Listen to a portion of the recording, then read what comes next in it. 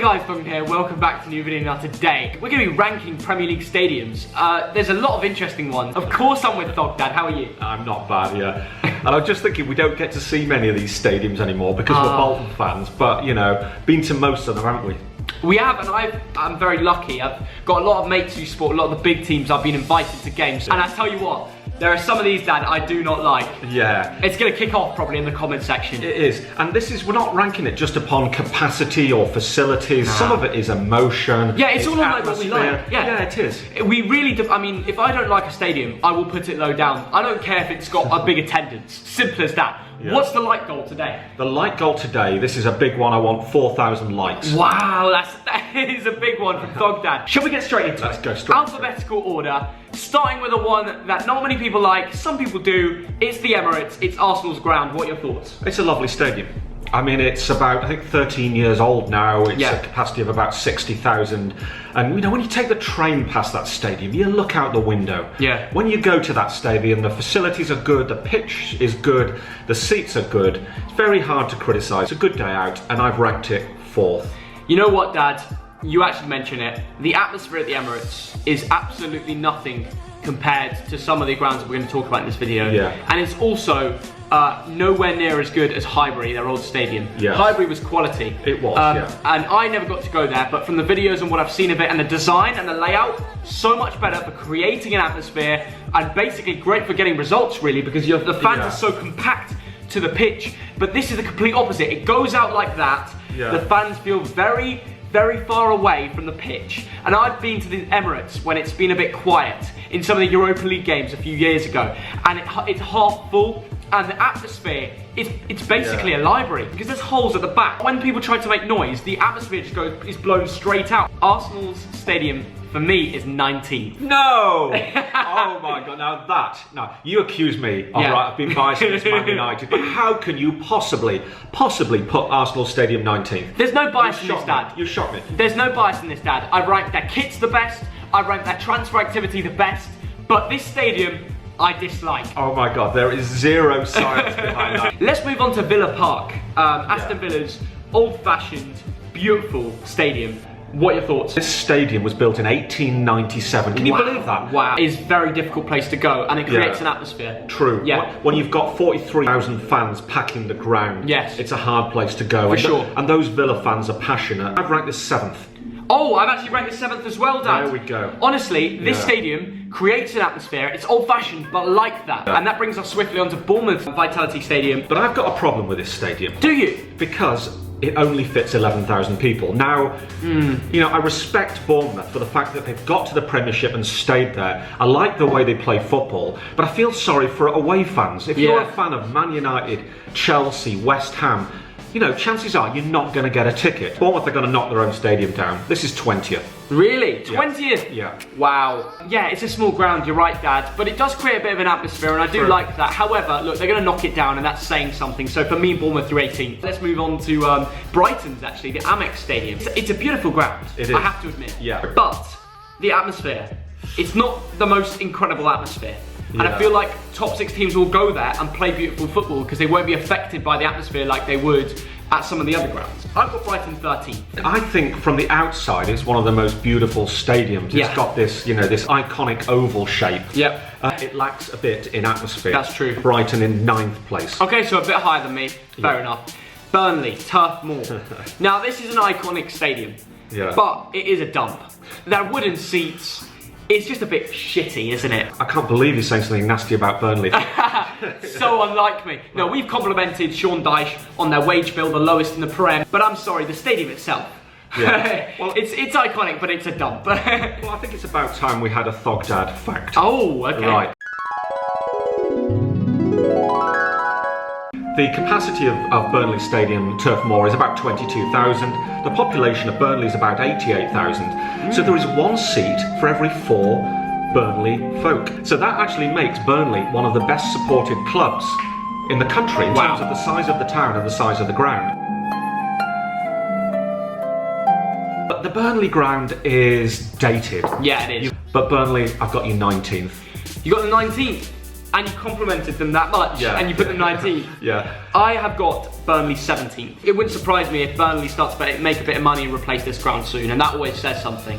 And we're talking about moving into new grounds. Chelsea, Stamford Bridge, they've had talk about moving into new grounds for a while. However, I like Stamford Bridge. I think this stadium creates an atmosphere. The fans are near to the pitch. The Matthew Harding end has always got chants going, and it's because the fans are together, and I like that. I've got Chelsea 5th place. Although, Dad, before you speak, I would have loved to see Chelsea build a new ground at the Battersea Power Station. That would have been something special with the power station my goodness. on the all sides. Here's a picture of what it would have looked like. Oh my god, that would have been first in this video. Sadly, they didn't go with it, and they actually ended up extending, I think, parts of the ground. Your granddad's been a massive Bolton fan since the 1940s. But when he was at university in London, he went to Chelsea one week and Fulham the next. Nice. Fulham's a great area. Shots are fired. But no, it is actually in Fulham. That's true. But Chelsea is also a nice area. Chelsea 8th. I'll give you that, because there's only 3 places away from me. Crystal Palace. Selhurst Park. Another stadium, it's a bit of a dump, isn't it? But the thing is about the stadium, it's that shit that it creates an atmosphere. They will have a good home record because the away team will absolutely hate going there. Selhurst Park, built in 1924, it's nearly 100 years old. It's traditional. But you know what? You get a good atmosphere there. You do. The Palace Ultras, you know, they make noise. 16th. I've got it 14th. Everton, Goodison Park. It's a great ground and it creates a great atmosphere. But when the club are buying a new one or making a new one, that says something. People say it's outdated. It's a 40k capacity, but they want more. They've actually got quite a big fan base. Correct. Built in 1895. Wow. The 19th century. That's mental. Some of the seats you don't get a good view of the ground. There's things wrong with this. Goodison restricted Park. views. And the atmosphere's good, but it's not great. So for me, I've got it 10th.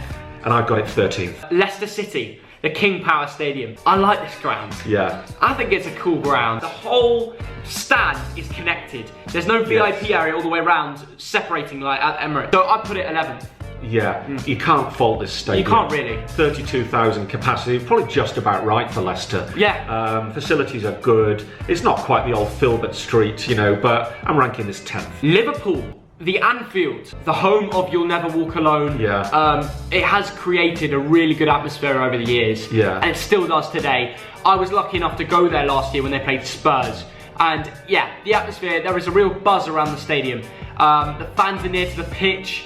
Everything about it makes it a good ground. It's not too modern, it's not too old, you know? So I'm gonna go ahead and put this 2nd. Well, I'm gonna take a trip down THOGDAD memory lane. January 1993. Bolton are in the 3rd division, the 3rd level. Wow. And we're playing Liverpool in a replay in the cup. Now, I turn up 5 minutes late, and I went there with a couple of friends who are Man United fans. By the time I got there, after 5 minutes, we were 1-0 up. John McGinley had already scored. Wow. We scored again through, I think it was Andy Walker in the second half. We beat Liverpool 2-0. That's incredible. And is that when... The funny thing was, I was with these Man United fans, they were cheering louder than I was. But you know what, Anfield, when you hear, you know, You'll Never Walk Alone, you get goosebumps. This is an incredible place. 54,000, but it's about more than the capacity. 2nd. 2nd. Said 2nd already. We both agree. Manchester City, the Etihad. It can sometimes lack an atmosphere, but it is a cool modern stadium. I've been to the Etihad, and I know you really liked it, and I know you're a bit of a City fan. That's why you're wearing light blue today. Flex. Italian hooligan show. Look at that. It's a beautiful show. It's beautiful, isn't it? Man City 9th place. It's a great stadium. It was built for the Commonwealth Games in, I think, 2002. And Man City used to play at Main Road, which was this traditional old ground surrounded by red brick terraces, or real Coronation Street. I just remember Man City when they were a sort of they weren't a super wealthy club. They were just another Lancashire club, like a Burnley, like a Bolton. Great facilities round it. Actually, I played on the Man City training pitch, and I broke my leg. 6th. Okay, that brings us on to Man United, another big top 6 ground. Old Trafford. I like the Old Trafford. And I know, you know, we always have this debate with United and the biasness between THOGDAD. You got 75,000 fans in there. Everyone knows about my bias, so it has to be 20th, doesn't it? No way. No. Oh my god. I got him there. Right. Now, I mean, I've got so many memories of Old Trafford, some of them good, because I've seen Bolton win twice at Old Trafford. That's mad. And the funny thing is, I sit with my friend Graham, who's a massive Red. I was there when 2 great legends of football had their debuts on the same day. Do you know who they were? Cristiano Ronaldo. And And Nicky Hunt. Used to And the work. difference is now, Nicky Hunt's having lunch with Lawrence Bassini and Cristiano Ronaldo is the best footballer in the world. That's the difference between the two. Yeah, and so I saw Cristiano's first game and he just tore Bolton apart. Right, yeah. And you could see age 17. And Nicky Hunt tore United apart. Yeah, I know. I turned to my friend Graham and I said, you've got a very good young player there. Nicky Hunt. It's just an incredible ground. There's no other place for it but First. Oh, he's gone for it. The United bias has gone out the window with that one. And this brings me on to Newcastle United, St James's Park. And I think this is the best ground in the Premier League. Yeah. Wow. Yeah. 52,400 seats in there. Yeah. Compact. It is the cathedral on the hill. That's what they call it. Yeah, yeah. The ground, you can see the skyline of Newcastle. It represents the town. Everyone on a Saturday or Sunday, whenever the game is, they go there. It's part of their life. You're right, and I went to college nearby in Durham, so I went there a few times. And you could have probably seen it from your Durham University dorm window. Not far away. There's an intimidating atmosphere. 52,000 Geordies cheering on their team. Yeah. Trouble is, when they turn on their team, you know, they intimidate their own team, which happens occasionally. Fourth place. Fourth place. Shout out to True Geordie.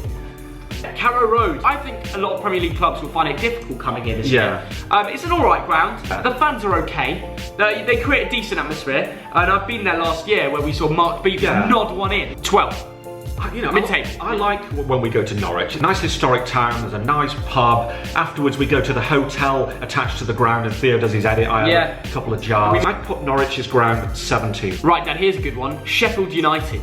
Bramall Lane. And I think, I've said this a lot in this video, but this one I really mean. Bramall Lane is a really hard ground to go to and get a result. This will be difficult and also new. Not many other players would have been to Bramall Lane before, but what an atmosphere that ground creates. Bolton, I've seen them there like 3 times in the last 3 years. Well, we love going there as well. We do. We have Shout out to Sentinel Brew Pub. Yeah. And to the Sheffield Tap. Oh, we go to Sheffield and we have a really good laugh. We do. have a couple of pints, we have a chip butty, and we go to Bramall Lane, a true Brexit football ground, But they play the opposite of Brexit football. They play 5 at the back, they play their way out of it. They play great football. Shout out to Basham ex Bolton. But honestly, Dan, I'm going to put this out there. I love the way the club's run. I think Wilder is a great manager. They play lovely football and the fans are loud, so I'm going to put them 6th. This is one of the oldest grounds in the country. It is.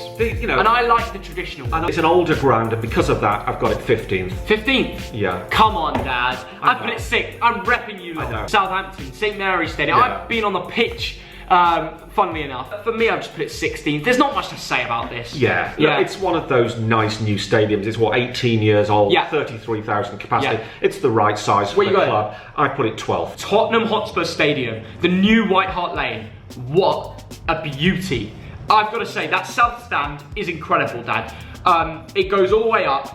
Honestly, it's amazing. If you ever get the chance to go there, Dad, you should. They saw the Emirates being built. All the mistakes they made and everything they did right. They took everything they did right from that ground, and now they have the noise. The way it's designed is they have the noise vibrate around the stadium. So it does create an atmosphere much more than the Emirates. I really love how you put the beers down and the beers come up. That is so cool. 3rd place. Yeah. I've not been there yet. Wow. I admire Tottenham's ambition hugely. Yes. They've built a 62,000 capacity ground. It's cost them £1 billion. The trouble with this ground is getting there and getting away. That is true. They said they would open a tube station and it hasn't been opened yet. So when that opens, that won't be a problem. I'm putting it 3rd. Okay, same as me. Let's shake on it. Watford, Vicarage Road.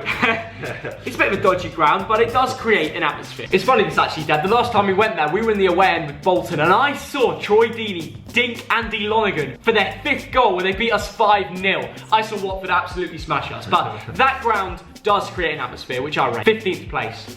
Yeah, Vicarage Road, I mean, it's built in 1922, it's nearly 100 years old. 18th place. 18th, alright. So, we've got 2 grounds left. One of which I absolutely love, one of them I absolutely hate. Firstly, go on to West Ham. The London Stadium. A stadium that was built for the Olympics. Not football. There is a massive gap between the pitch and the fans. And the fans go even further outwards. When we talk about a detached football stadium, this is the definition. It was not built for the sport. It's not made for it. It's hard to make an atmosphere. Their old ground was absolutely brilliant for football, but this is the opposite. 20th place. The bowling ground, I think. The bowling ground. Dad, do you remember going there and we beat them 3-1? And It was so intense. We lived in London at the time, so we took the normal Transport for London bus. Yeah. Right in front of us was a bus for the Bolton fans, a coach that was going back to the Bolton. A West Ham fan runs out the pub where it's really busy, absolutely whacks the window, smashes it. Probably some of the Bolton fans are doing a bit of that. Proper breaks. I tell you what, those Bolton fans had a cold and wet journey home on the motorway. Yeah. It must have been. I've never seen anything like it. That is what you call an atmosphere. Intensity. I miss the bowling ground. But I've been a bit fairer than most commentators. I put them 14th. Whoa! THOGDAD! You're being too nice to the West. No, you're scared of the Hammers. Molyneux, Wolves ground. I like this ground, Dan. Yeah. It really does create an atmosphere. We've seen Wolves, their away fans are quality. I mean, we've seen them a couple of times at Bolton, they were amazing. I like the design. Therefore, Wolves fans, you're going to rate me because I've got you 8th place. Oh, nice one. Yeah.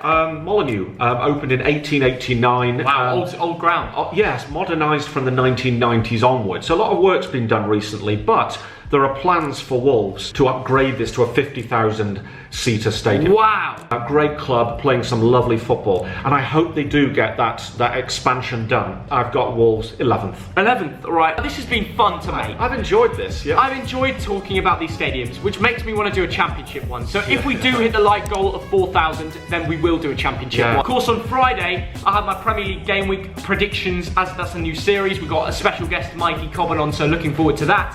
And tomorrow, we're going to Scotland. Hooray! That'll be alright, won't it? I cannot wait.